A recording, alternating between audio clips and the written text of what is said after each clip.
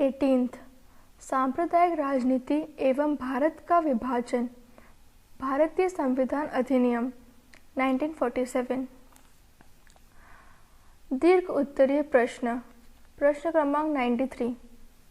भारत के विभाजन के कारणों की विवेचना कीजिए, अथवा भारत के विभाजन के लिए उत्तरदायी कारणों पर प्रकाश डालिए, अथवा सांप्रदायिक राजनीति भारत विभाजन का प्रमुख कारण बनी, स्पष्ट कीजिए। उत्तर। पहला, भौगोलिक कारण। भारत के विभाजन व पाकिस्तान के निर्माण में भौगोलिक कारणों में भी अपनी भूमिका निभाई। भारत के उत्तर पश्चिमी सीमा प्रांत मुसलमान बाहुल्य क्षेत्र थे तथा वे परस्पर सटे हुए थे। इसी कारण इन क्षेत्रों को जोड़कर एक पृथक मुसलमान राज्य की कल्पना का जन्म हो सका। दूसरा, मुस्लिम सांप्रदायिकता का विकास। 1857 ईस्वी में प्रथम स्वतंत्रता संग्राम में हिंदू व मुसलमानों ने संयुक्त रूप से अंग्रेजी शासन का विरोध किया था, किंतु समय के साथ साथ मुसलमानों में सांप्रदायिकता का विकास हुआ तथा उनको यह अनुभव होने लगा कि उनके व हिंदुओं के हित अलग अलग हैं। मुसलमान यह भी सोचने लगे कि भारत में हिंदू अधिक संख्या में थे, यथा शैक्षणिक दृष्टि से भी मुसलमान पिछड़े हुए थे। ऐसी स्थिति में यदि अंग्रेज भारत छोड़कर चले गए तो वे हिंदुओं पर आश्रित हो जाएंगे। तीसरा, हिंदुत्व का पूर्ण स्थापन। 19वीं सदी में अनेक ऐसे समाज एवं धर्म सुधारकों का आविर्भाव हुआ जिन्होंने भारतवासियों को प्राचीन भारत के गौरवमय अतीत की याद दिलाई तथा जनता को हिंदू धर्म के पुनरुत्थान के लिए कार्य करने की प्रेरणा दी। यद्यपि इन समाज सुधारकों का मूल उद्देश्य भारत की स्थिति को सुधारना था, किंतु इससे मुसलमान हिंदुओं को संदेह की दृष्टि से देखने लगे। अनेक राजनीतिक नीतियों ने भी हिंदू धर्म के पुनरुत्थान के लिए कार्य किए। उदाहरणतः तिलक ने गणेश चतुर्थी तथा शिवजी त्योहार, अरविंद ने कालीपंथ व लाला लाजपत राय ने आर्य समाज में नवीन जान फूकी। यद्यपि ये कार्य इस्लाम विरोधी नहीं थे तथा मूलतः भारतीयों में नवीन प्रेरणा एवं विश्वास जागृत करने की दृष्टि से किए गए थे, किंतु इन्होंने हिंदू व मुसलमानों में पृथकतावादी नीतियों की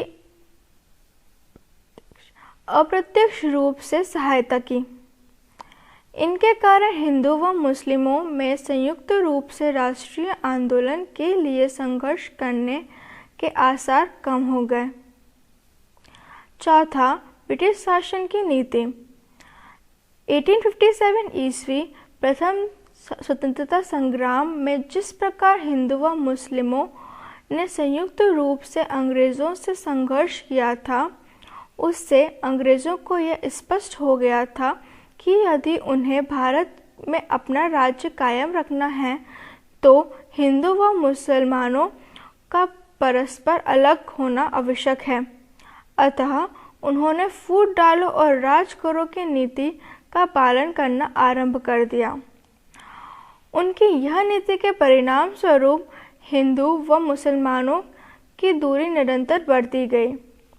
बंगाल विभाजन 1909 ईस्वी के अधिनियम में पारित सांप्रदायिक चुनाव पद्धति सांप्रदायिकता बढ़ाने में सहायक हुई।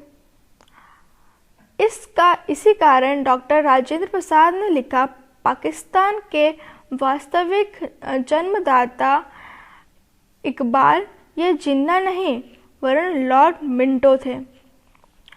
अंग्रेजी सरकार ने ऐसी परिस्थितियां उत्पन्न कर दी कि भारतीय मुसलमान पूर्णतः अंग्रेज़ों पर निर्भर हो गए। मुसलमान लीग को समय समय पर सहायता कर अंग्रेजी सरकार ने मुस्लिम लीग व कांग्रेस के बीच की दूरी को बढ़ाया। यहाँ तक कि पाकिस्तान की मांग का भी अंग्रेजी सरकार ने कभी खुलकर विरोध नहीं किया, बल्कि अनेक अधिकारी अप्रत्यक्ष रूप से इन मांगों के समर्थक थे। पांचवा, कांग्रेस की मुस्लिम लीग के प्रति नीति। भारत के विभाजन के लिए कांग्रेस की कुछ नीतियां भी उत्तरदायी थी। कांग्रेस ने सदैव मुस्लिम लीग के प्रति तुष्टीकरण की नीति को अपनाया व उसकी गलत मांगों को भी स्वीकार किया, जिससे सांप्रदायिकता की भावना बढ़ती चली गई। उदाहरण के तौर पर 1916 ईस्वी में कांग्रेस ने मुस्लिम लीग से समझौता करके पृथक निर्वाचन प्रणाली को स्वीकार कर लिया। इसी तरह अंतरिम सरकार में भी मुसलमान लीग को सम्मिलित करके कांग्रेस ने भारी भूल की, क्योंकि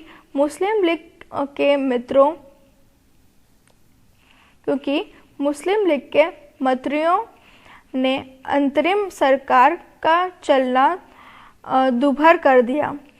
इससे निष्कर्ष निकला कि कांग्रेस व मुस्लिम लीग संयुक्त रूप से शासन नहीं कर सकते, अतः पाकिस्तान की मांग को बल मिला। छठा, जिन्ना की हठधर्मी।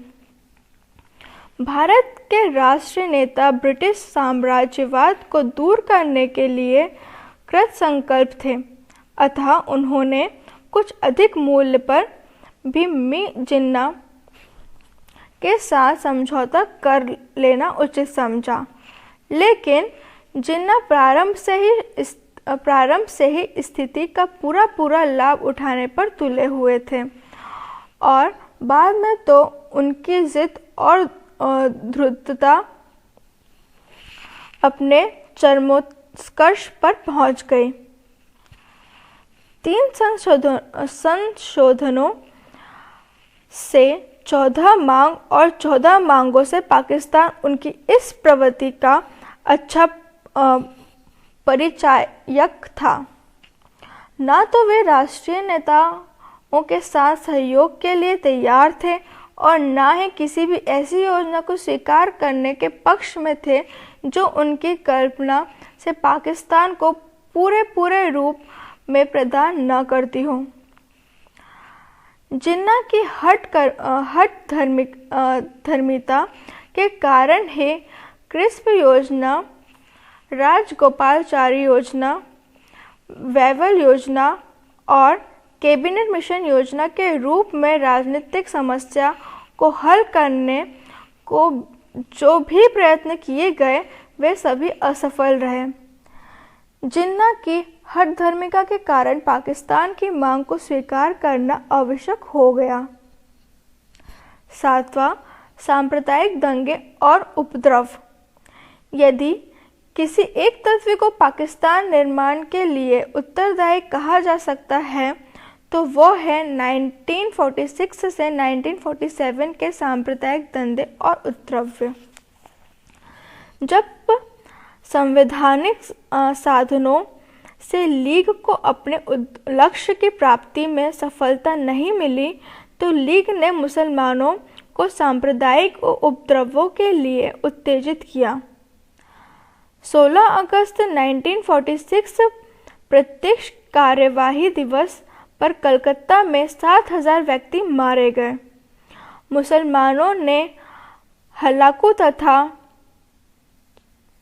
चंगेज खां के दिन फिर से लाने की धमकी दी और इस दिशा में कोई कसर भी न उठा रखी।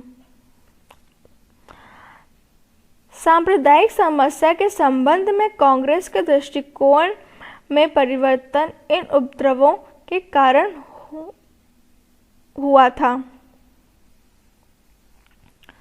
8वां, बाध्य एकता वांछनीय नहीं। इस तथ्य के कारण ही मुसलमानों का एक भाग भारत से अलग होने के लिए दृढ़ प्रतिज्ञ था। अंत में यह सोचा गया कि बाध्य एकता न तो वांछनीय है और न ही इसके लिए प्रयत्न किए जाने चाहिए। दबाव के आधार पर गणित संघ न तो स्थायी हो सकता था और न ही प्रजातांत्रिक प्रक्रिया के अनुकूल ही। 9वां, पाकिस्तान के स्थायित्व में संदेह। कांग्रेस के अनेक नेताओं का विचार था कि पाकिस्तान बनने के पश्चात भी टिक नहीं सकेगा, वह पुनः भारत में उसका विलय हो जाएगा। अतः इन नेताओं ने पाकिस्तान के निर्माण को समस्या के अस्थायी हल के रूप में स्वीकार किया, किंतु दुर्भाग्यवश यह आशा कभी पूर्ण न हो सकी। 10वां, अंतरिम सरकार की असफलता। सरदार वल्लभ भाई पटेल तथा पंडित नेहरू के अंतरिम सरकार में लीग के प्रतिनिधियों की कार्यवाही को देखकर बहुत दुख हुआ। लियाकत अली खां के पास वित्त विभाग था। उसने कांग्रेसी नेताओं की प्रत्येक योजना में बाधा उपस्थित की और सरकार का चलना बिल्कुल असंभव बना दिया।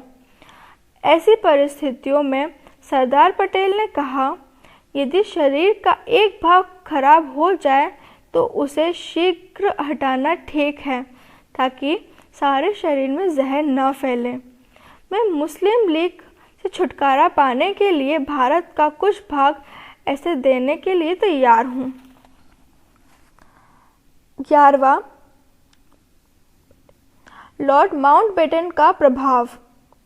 लॉर्ड माउंटबेटन ने पंडित नेहरू को अपने तर्कों द्वारा समझाया कि मुस्लिम लीग के बिना शेष भारत को संगठित और शक्तिशाली बनाना अधिक अच्छा है।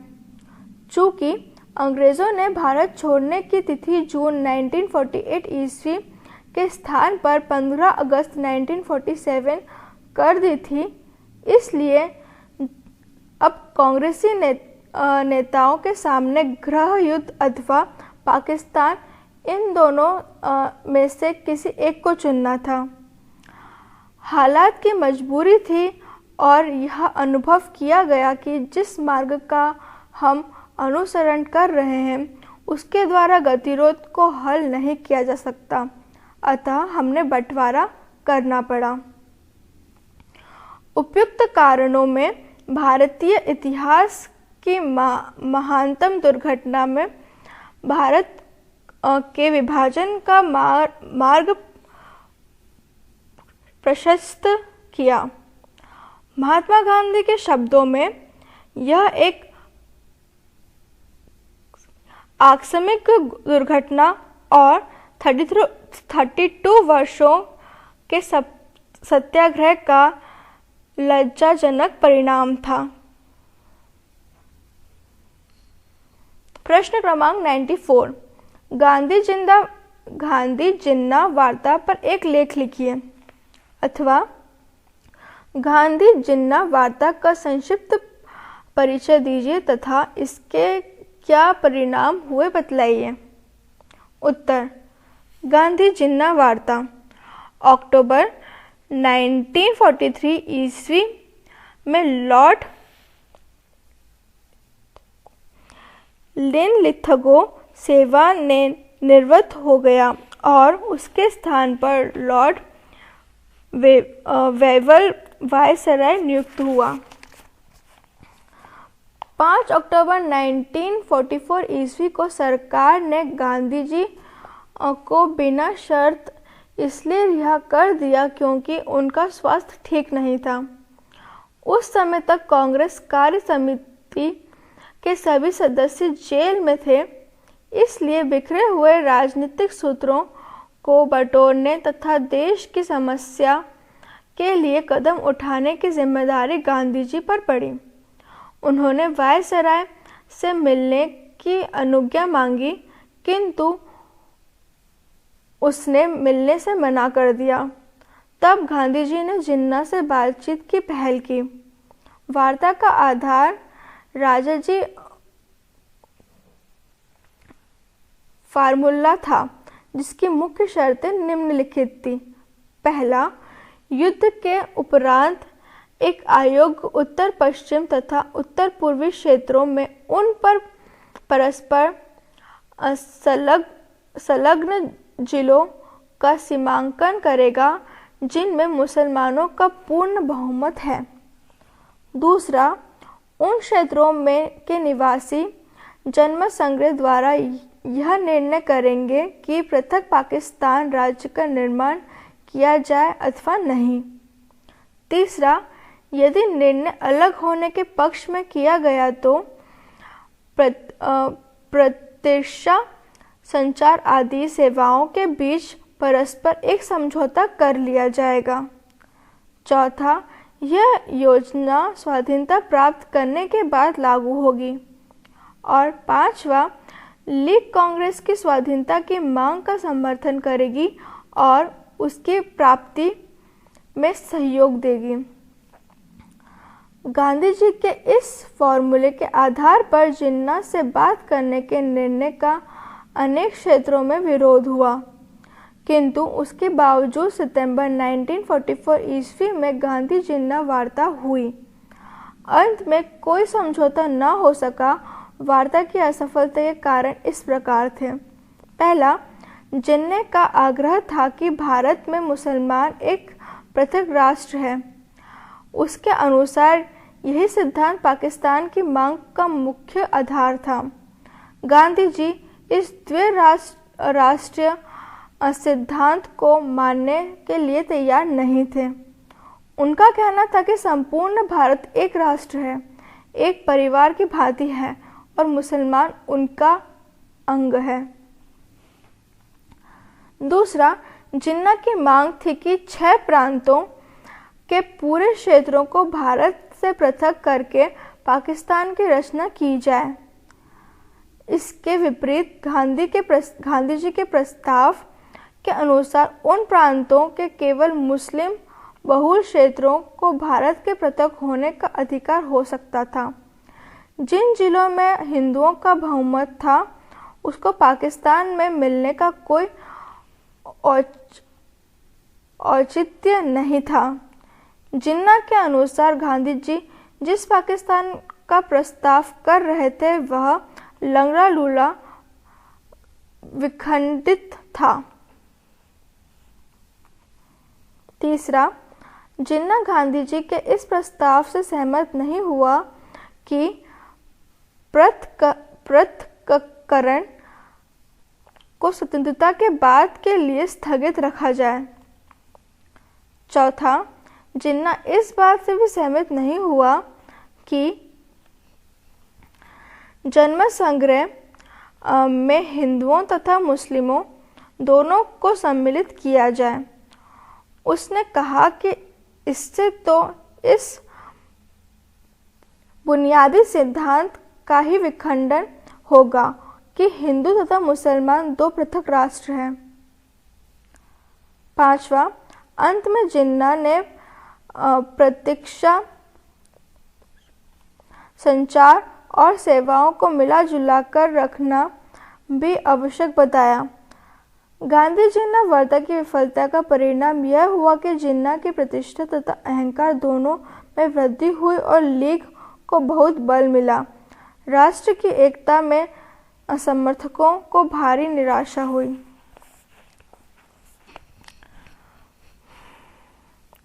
प्रश्न क्रमांक 95। 1947 के स्वतंत्रता अधिनियम के प्रमुख प्रावधानों का विवरण कीजिए, अथवा भारतीय स्वाधीनता अधिनियम 1947 की व्याख्या कीजिए। उत्तर: द्वितीय महायुद्ध के समय भारत में प्रबल राष्ट्रीय आंदोलन चलता रहा। जापान के युद्ध में सम्मिलित हो जाने और एशिया के पूर्वी भागों पर आक्रमण करने से कांग्रेस की स्थिति अधिक खराब हो गई। सुभाष चंद्र बोस ने भारतीय राष्ट्रीय सेना का निर्माण करके जापान की सहायता से भारत की ओर बढ़ना आरंभ किया। भारत में क्रिस्प योजना के असफल हो जाने के कारण महात्मा गांधी ने 1942 ईस्वी में भारत छोड़ो आंदोलन आरंभ किया। अंग्रेजों ने समझौते की विभिन्न योजनाएं प्रस्तुत की। गवर्नर जनरल लॉर्ड वेवल ने अपनी योजना रखी। उसके पश्चात कैबिनेट मिशन योजना प्रस्तुत की गई और संविधान सभा के निर्माण के लिए चुनाव हुए। सन 1946 ईस्वी में एक अंतरिम सरकार की स्थापना की गई। उसी समय में मुस्लिम लीग में पाकिस्तान की प्राप्ति हेतु प्रत्यक्ष कार्यवाही की नीति को अपनाया, जिससे संपूर्ण भारत में भीषण हिंदू मुस्लिम दंगे हुए। 20 फरवरी 1947 ईस्वी को ब्रिटेन के प्रधानमंत्री एटली ने जून 1948 ईस्वी तक भारत को छोड़ देने की घोषणा की। लॉर्ड माउंटबेटन भारत का गवर्नर जनरल बनकर आया और उसने भारत विभाजन की योजना प्रस्तुत की, जिसे अंत में कांग्रेस और मुस्लिम लीग दोनों ने स्वीकार कर लिया। इस योजना को कार्य रूप के परिणत करने के लिए ब्रिटिश पार्लियामेंट में 4 जुलाई 1947 को भारतीय स्वतंत्रता अधिनियम प्रस्तावित किया गया, जो शीघ्र ही 18 जुलाई 1947 को स्वीकृत हो गया। भारत मंत्री ने अधिनियम के महत्व पर प्रकाश डालते हुए कहा था, इस अधिनियम में कुल 20 धाराएं थीं, जिनमें कुछ प्रमुख निम्नलिखित हैं। पहली, 2 अधिराज्यों की स्थापना। इस अधिनियम द्वारा भारत का विभाजन पर पाकिस्तान की स्थापना की गई। यह निश्चय किया गया कि 15 अगस्त 1947 को भारत और पाकिस्तान नामक 2 अधिराज्य बना दिए जाएंगे और उनको ब्रिटिश सरकार सत्ता सौंप देगी। दूसरा, संविधान सभाओं को सत्ता सौंपना। यह व्याख्या की गई कि ब्रिटिश सरकार दोनों अधिराज्यों की संविधान सभाओं को सत्ता का उत्तरदायित्व सौंप देगी। उनको अपने इच्छा अनुसार संविधान का निर्माण करने का स्वतंत्रता होगी। इस प्रकार संविधान सभाएं संपूर्ण प्रभुत्व संपन्न होंगी। तीसरा, दोनों के लिए अलग अलग गवर्नर जनरल। भारत और पाकिस्तान दोनों अधिराज्यों में एक गवर्नर जनरल होगा, जिनकी नियुक्ति उनके मंत्रिमंडल की सलाह से की जाएगी। गवर्नर जनरल और प्रांतों के गवर्नर भविष्य में केवल वैधानिक शासक होंगे। चौथा, संविधान सभा का विधानमंडल के रूप में कार्य करना। जिस समय तक संविधान सभा संविधान का निर्माण नहीं कर लेती है, उस समय तक विधानमंडल के रूप में भी कार्य करती रहेगी और विधायनी शक्तियों पर किसी प्रकार का नियंत्रण नहीं होगा। 15 अगस्त 1947 के उपरांत ब्रिटिश संसद द्वारा पारित कोई अधिनियम इन अधिराज्यों पर उनके विधानमंडलों की स्वीकृति के बिना लागू नहीं होगा। 5वां, प्रांतीय विधानमंडल। जिस समय तक नवीन विधान के अनुसार प्रांतों में निर्वाचन नहीं होते हैं, उस समय तक प्रांतों में इस समय के विधानमंडल के कार्य करते रहेंगे। 6, भारत मंत्री के पद का अंत। भारत मंत्री का पद समाप्त कर दिया जाएगा, क्योंकि 15 अगस्त 1947 के उपरांत ब्रिटिश संसद का भारत और पाकिस्तान पर कोई नियंत्रण नहीं होगा। 7वां, 1935 के भारत शासन अधिनियम द्वारा शासन। जिस समय तक वर्तमान संविधान सभा द्वारा नया संविधान बनाकर तैयार नहीं किया जाता है, उस समय तक 1935 के भारतीय शासन अधिनियम द्वारा ही शासन होगा, पर परिवर्तित परिस्थितियों के कारण उसमें कुछ आवश्यक परिवर्तन कर दिए गए। अधिनियम में ऐसे परिवर्तन किए गए कि अंतिम काल में इन दोनों राज्यों का शासन लोकतांत्रिक पद्धति के आधार पर किया जा सके। 8वां, देशी रियासतों पर सर्वोपरिता का अंत। जहाँ तक देशी रियासतों का प्रश्न है, उन पर ब्रिटेन की सर्वोपरिता का अंत कर दिया गया और उनको किसी भी अधिराज्य में सम्मिलित होने व अपने भावी संबंधों का निश्चय करने की स्वतंत्रता प्रदान की गई। 9वां, ये दोनों राज्य स्वेच्छा से यह निर्णय करेंगे कि उन्हें ब्रिटिश राष्ट्रमंडल का सदस्य रहना है अथवा नहीं। 10वां, भारत सचिव तथा उनके सहयोगी समाप्त कर दिए गए। भारत और पाकिस्तान से संबंध स्थापित रखने के लिए कॉमनवेल्थ सचिव को अधिकार दिए गए। 11वां, ब्रिटिश सम्राट को भारत सम्राट की उपाधि समाप्त कर दी गई। 1947 का भारत स्वतंत्रता अधिनियम वास्तव में अंग्रेज की एक भव्य और गौरवपूर्ण विदाई थी। डॉक्टर राजेंद्र प्रसाद ने कहा, भारत पर ब्रिटिश प्रभुत्व का काल आज समाप्त होता है और अब ब्रिटेन के साथ हमारा अपना संबंध समानता, पारस्परिक सद्भावना और पारस्परिक लाभ के आधार पर रहेगा। 15 अगस्त 1947 को भारतीय स्वतंत्रता अधिनियम के अनुसार भारतीय महाद्वीप पर ब्रिटेन शासन का अंत हुआ। भारत पाकिस्तान दो स्वतंत्र अधिराज्य अस्तित्व में आए। कांग्रेस चाहती थी कि दोनों के गवर्नर जनरल एक ही रहें ताकि संक्रमण काल की समाप्ति शांतिमय ढंग से हो सके, लेकिन पाकिस्तान द्वारा इस प्रकार का प्रस्ताव स्वीकार न किए जाने के कारण भारत के गवर्नर जनरल लॉर्ड माउंटबेटन तथा पाकिस्तानी गवर्नर जनरल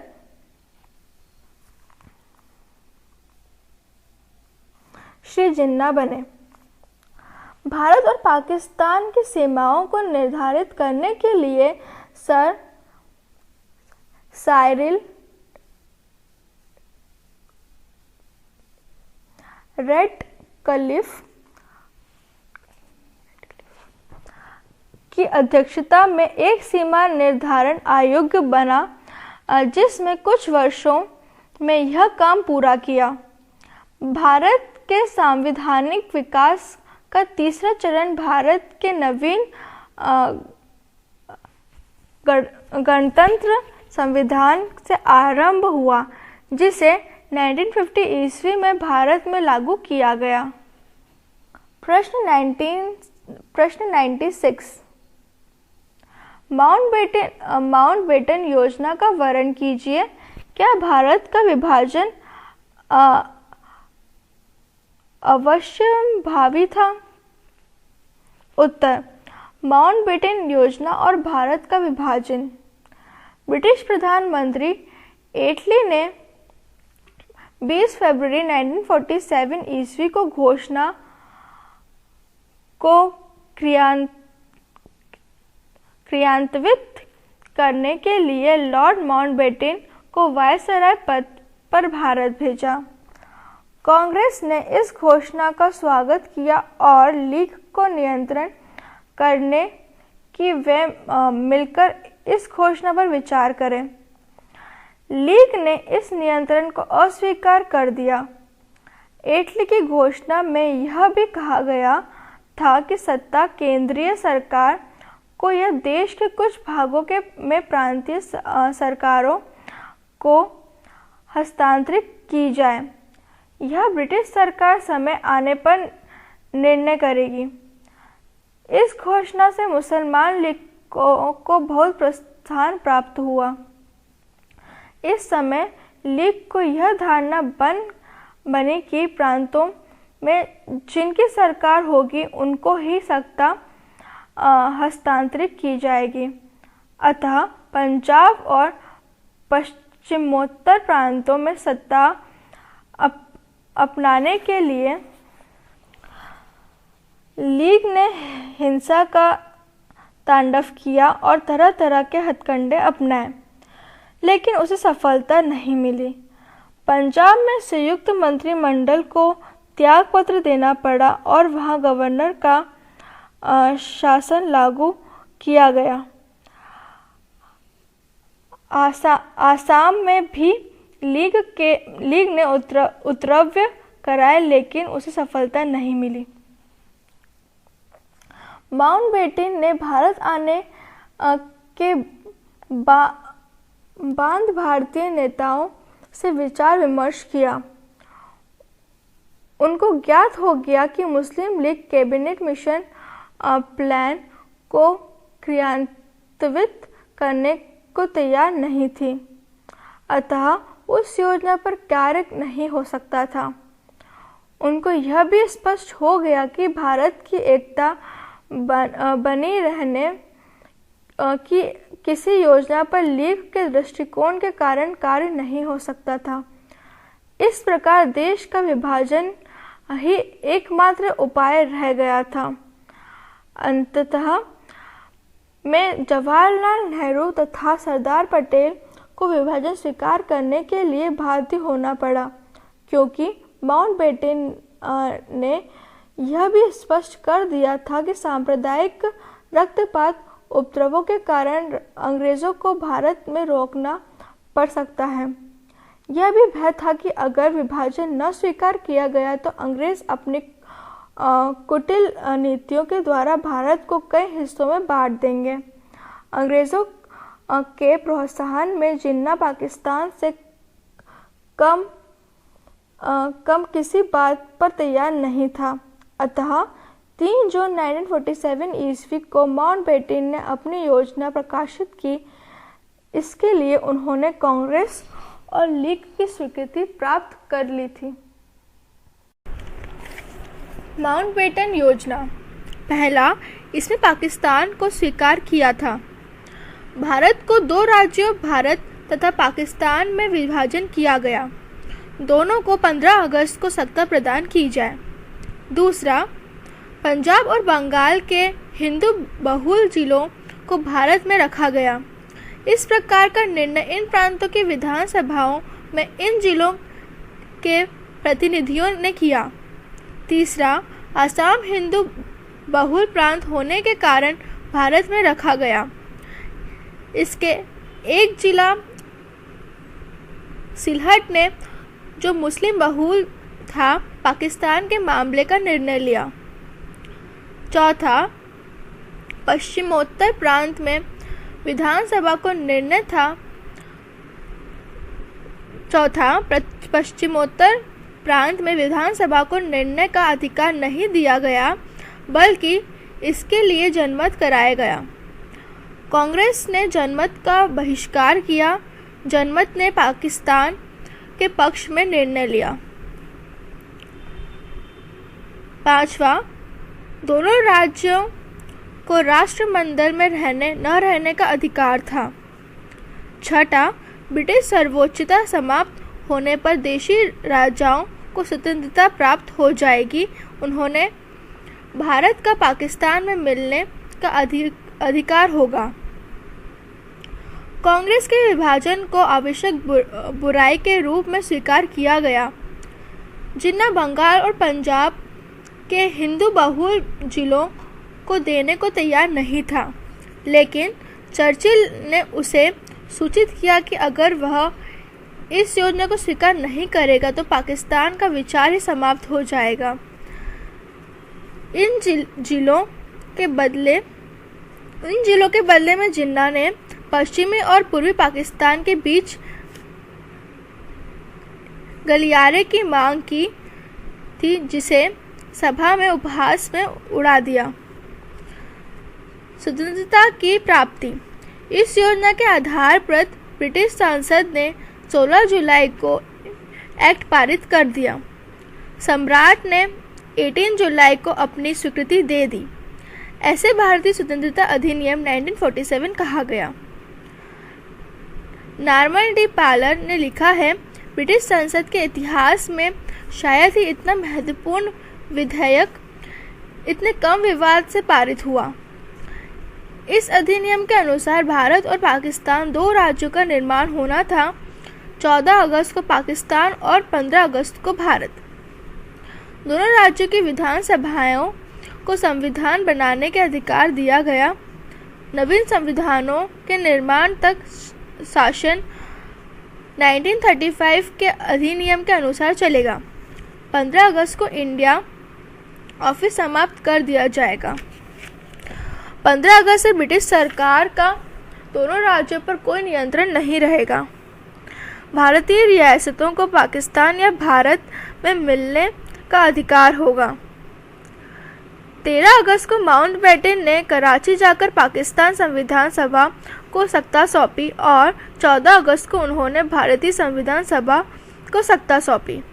इस प्रकार स्वतंत्रता प्राप्ति के साथ भारत का विभाजन हो गया। देश के विभाजन के लिए अंग्रेजों ने सुनियोजित रूप से फूट डालने का कार्य किया था। इसके लिए कांग्रेस की दुर्बल नीति भी उत्तरदायी थी। लीग के सांप्रदायिक दंगे, रक्तपात करके गृह युद्ध की स्थिति उत्पन्न कर दी थी।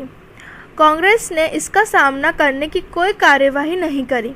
अगर अंग्रेजों को प्रोत्साहन न मिलता तो देश का विभाजन नहीं हो सकता था। प्रश्न क्रमांक 97, भारत में मुस्लिम सांप्रदायिकता के उदय के कारण की समीक्षा कीजिए। उत्तर, भारत में मुस्लिम सांप्रदायिकता अंग्रेजों की देन है। मुस्लिम सांप्रदायिकता के उदय के निम्न कारण हैं। पहला, मुस्लिम समुदाय के प्रति भेदभाव की नीति। प्रारंभ में अंग्रेज मुसलमानों को संदेह की दृष्टि से देखते थे। इसका कारण यह था कि उन्होंने बंगाल, कर्नाटक, अवध आदि क्षेत्रों में सत्ता मुसलमानों से छीनी थी। प्रायः यह समझा जाता था कि भारत में अंग्रेज मुसलमान शासकों के उत्तराधिकारी थे। अंग्रेजों को भय रहता था कि मुसलमान अपनी खोई हुई सत्ता को प्राप्त करने का प्रयत्न करेंगे।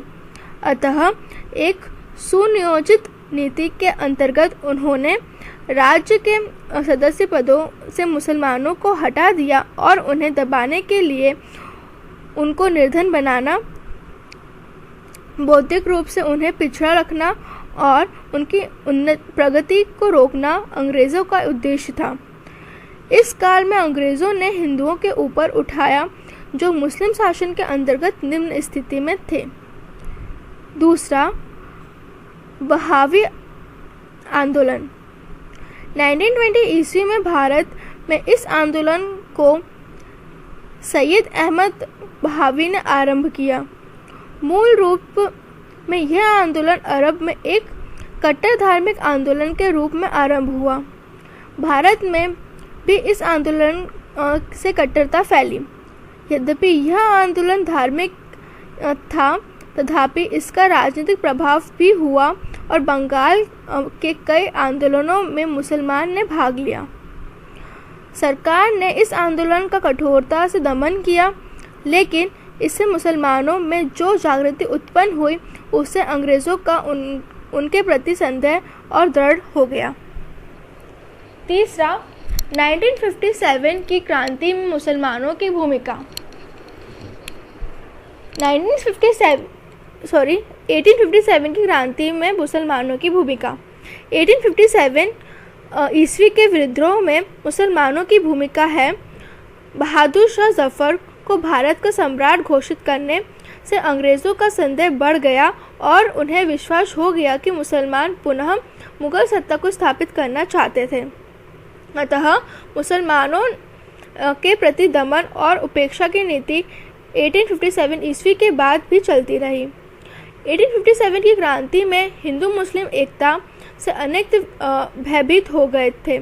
अतः हिंदुओं को मुसलमानों के पृथक रखने के लिए हिंदू समर्थक और मुसलमान विरोधी नीति को और प्रभावशाली बनाया गया। सर जॉन के स्पष्ट रूप से कहा था, 1857 के विद्रोह के संचालक मुख्य रूप से मुसलमान थे, अतः मुसलमानों को आर्थिक रूप से अत्यंत दुर्बल कर दिया गया। चौथा, 1870 ईस्वी के बाद मुसलमानों के प्रति नीति। 1857 ईस्वी के बाद अंग्रेज़ों ने दोनों समुदायों को विभाजित कर दिया था। उन्होंने सांप्रदायिक आधार पर सेना का संगठन किया और प्रशासन के सभी पदों पर मुसलमानों को न रखने की नीति को अधिक दृढ़ता से पालन किया। अंग्रेज़ों की नीति की आलोचना सबसे पहले एक अंग्रेज़ लेखक विलियम हंटर ने अपनी पुस्तक द इंडियन मुसलमान से की। उनका कहना था कि मुस्लिमों के प्रति नीति बदलकर अब उन्हें शांत और संतुष्ट किया जाए, जिससे वे ब्रिटिश सत्ता के दृढ़ स्तंभ बन सके। इस पुस्तक का अंग्रेज प्रशासकों पर गहरा प्रभाव पड़ा और अब मुसलमानों के प्रति उनके दृष्टिकोण में परिवर्तन आने लगा। पांचवा, सैयद अहमद खां के प्रयास। इस समय मुसलमानों ने भी इस तथ्य को स्वीकार किया कि अंग्रेज़ों का विरोध करने के कारण उन्हें न तो प्रशासन में पद प्राप्त हो रहे हैं और न उनके आर्थिक स्थिति में सुधार हो रहा है। 1883 ईस्वी में मुस्लिम सिविल सर्विस एसोसिएशन की स्थापना की गई।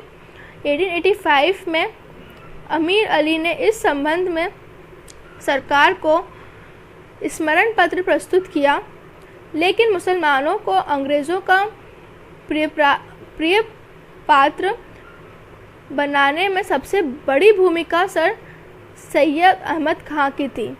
प्रारंभ में उनका दृष्टिकोण राष्ट्रवादी था, बाद में उनका दृष्टिकोण संकीर्ण और रूढ़िवादी हो गया। इसमें Mohammad Anglo Oriental Congress College Aligarh, जिसकी स्थापना सर सैयद अहमद खां ने की थी, वे प्रिंसिपल बैंक की भी महत्वपूर्ण भूमिका थी। बैंक ने अपने तर्कों तथा प्रभाव से सर सैयद अहमद खां को ब्रिटिश पक्ष में करने तथा मुसलमानों को कांग्रेस के पृथक रखने में सफलता प्राप्त की। छठा, मुस्लिम पृथकता का राजनीतिक स्वरूप। अंग्रेजी शासकों ने सुनियोजित ढंग से मुसलमानों को हिंदुओं के पृथक रखने का प्रयत्न किया। कांग्रेस की स्थापना के बाद अंग्रेजों के दृष्टिकोण में परिवर्तन आ गया। कांग्रेस की मांगी तथा राजनीतिक गतिविधियां अंग्रेजी की दृष्टि से राजद्रोह थी, अतः अब उन्हें मुस्लिम समर्थक और हिंदू विद्रोही नीति अपनाई। कुछ अन्य कारणों से भी मुस्लिम सांप्रदायिकता को बल मिला। उन्होंने अपनी शिक्षण संस्थाएं पृथक स्थापित की। आर्य समाज, ब्रह्म समाज तथा हिंदुओं के अन्य धार्मिक आंदोलनों को मुस्लिम विरोधी माना गया। 7वां, मुस्लिम समाज का आर्थिक पिछड़ापन। मुस्लिम सांप्रदायिकता की उत्पत्ति के बारे में 3 मुख्य विचारधाराएं प्रस्तुत की गई हैं। प्रथम, हिंदू और मुसलमान के पृथक राष्ट्र हैं। यह सिद्धांत भ्रामक और अनैतिहासिक है। दोनों समाज शताब्दियों से सामाजिक, राजनीतिक, आर्थिक और धार्मिक दृष्टि से समन्वित रहे हैं और भारत के सशस्त्र गांवों में उनका सम्मिलित जीवन है। द्वितीय, दोनों समाजों के प्रतिगामी तत्व हैं जो सांप्रदायिकता को प्रोत्साहित करते हैं। तृतीय, सांप्रदायिकता मुख्य रूप से मुसलमानों में है, जिसका मुख्य कारण उनका आर्थिक तथा शैक्षणिक दृष्टि से पिछड़ापन है।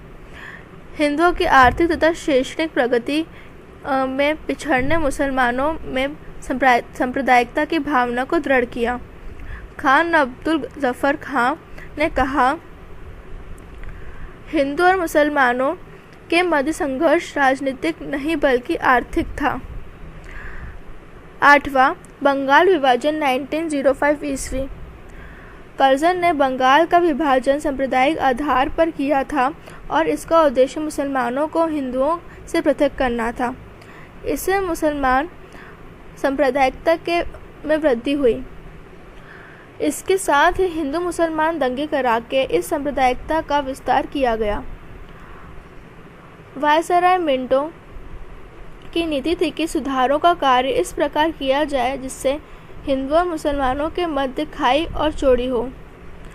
उसने अलीगढ़ कॉलेज में प्रिंसिपल को लिखा कि वह चाहता है कि मुसलमानों का एक प्रतिनिधि मंडल उनसे मिले और अलग अधिकारों की मांग करें। बंगाल विभाजन के पश्चात कांग्रेस ने उग्रवादियों ने जिस प्रकार का तीव्र आंदोलन चला रखा था, उसके विरुद्ध अंग्रेज शासक मुसलमानों का एक संगठन बनाना चाहते थे। प्रश्न क्रमांक 98, मुसलमान लीग की स्थापना किन कारणों से हुई? उसके क्या उद्देश्य थे? उत्तर, मुसलमान लीग की स्थापना 1900 ईस्वी। लॉर्ड कर्जन ने बंगाल विभाजन के पूर्ण बंगाल के मुस्लिम क्षेत्रों का दौरा करके मुस्लिम नेताओं को आश्वासन दिया था कि यह विभाजन मुस्लिम हितों की रक्षा करने के लिए किया जा रहा है, लेकिन इसका एक परिणाम यह भी हुआ कि उग्रवादी आंदोलन तीव्र हो गया। 1906 ईस्वी में कर्जन के स्थान पर लॉर्ड मिंटो वायसराय नियुक्त हो गया।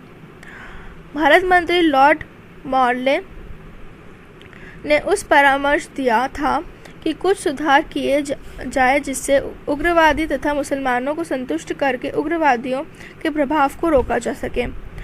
वस्तुतः इसका उद्देश्य हिंदू और मुसलमानों को आपस में लड़ाना था। मुस्लिम प्रतिनिधि मंडल की वायसराय से भेंट। लॉर्ड मिंटो ने गुप्त रूप से अलीगढ़ कॉलेज के प्रिंसिपल आर्चीबाल्ड को एक पत्र लिखा जिसमें मुस्लिमों के एक शिष्टमंडल को भेजने के लिए कहा गया था जो अपने लिए पृथक रूप से अधिकारों की मांग करें। इस प्रकार आगर खां के नेतृत्व में भारत के विभिन्न भागों में आए 35 मुसलमानों के शिष्टमंडल ने अक्टूबर 1906 में वायसराय से भेंट करी। इस प्रतिनिधि मंडल ने वायसराय के समक्ष निम्नलिखित मांगे प्रस्तुत की। पहला, विधानसभाओं तथा स्थानीय संस्थाओं में मुसलमानों को पृथक प्रतिनिधित्व प्रदान किए जाए। दूसरा, प्रतिनिधित्व जनसंख्या के आधार पर नहीं बल्कि उनके महत्व के आधार पर अधिक दिया जाए। तीसरा, सरकारी नौकरियों में मुसलमानों को अधिक स्थान दिए जाएं। चौथा, मुसलमान विश्वविद्यालय की स्थापना के लिए सरकारी अनुदान दिया जाए। पांचवा, वायसराय की काउंसिल में अगर भारतीय को रखा जाए तो मुसलमानों के हितों का भी ध्यान दिया जाए। यह स्पष्ट मंडल और उनकी मांगे आर्चवेल्ड ने तैयार। वायसराय ने शिष्टमंडल का स्वागत किया और आश्वासन दिया कि उनके पृथक निर्वाचनों तथा अधिक प्रतिनिधित्व की मांगे पर अनुकूल दृष्टिकोण अपनाया जाएगा, क्योंकि वे मांगे उचित थी। उस प्रकार सांप्रदायिकता का विष वृक्ष को बो दिया गया, जिसका फल 1947 में भारत विभाजन था। पाकिस्तान का संस्थापक मिंटो था। मुसलमान लीग की स्थापना। इस प्रतिनिधिमंडल के एक सदस्य ढाका के नवाब सलीम उल्लाह खान ने वायसराय से प्रोत्साहन पाकर 9 नवंबर 1906 ईस्वी को एक प्रपत्र जारी किया, जिसमें उन्होंने ऑल इंडिया मुस्लिम कॉन्फ्रेंस के नाम का एक मुस्लिम संगठन स्थापित करने का सुझाव रखा। 30 दिसंबर 1906 को ढाका में समस्त भारत के मुस्लिम नेताओं की बैठक हुई। इसमें प्रस्ताव पारित करके मुस्लिम लीग की स्थापना की गई। इस संगठन के 3 उद्देश्य घोषित किए गए। पहला, भारतीय मुसलमानों को ब्रिटिश शासन के प्रति राजभक्ति की भावना को प्रोत्साहन देना। दूसरा, भारतीय मुसलमानों के राजनीतिक तथा अन्य अधिकारों की रक्षा करना। और तीसरा, उपयुक्त उद्देश्यों को प्रभावित किए बिना यदि संभव हो सके तो मुसलमानों तथा अन्य संप्रदायों के मध्य मित्रता के संबंध स्थापित करना।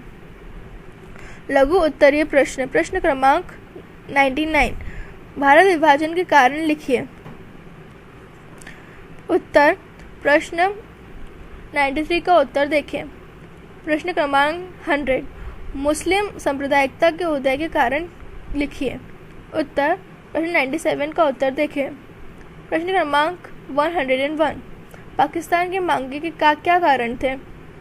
उत्तर। पाकिस्तान के मांगे के पीछे निम्न कारण थे। पहला, 1937 के चुनाव में लीग की पराजय। दूसरा, कांग्रेस मंत्रिमंडलों की कृषक समर्थक नीतियां, जिससे मुस्लिम जमींदार भयभीत हो गए। तीसरा, मुस्लिम मध्यम वर्ग आर्थिक क्षेत्र में हिंदू मध्यम वर्ग से प्रतिस्पर्धा करने में असफल था।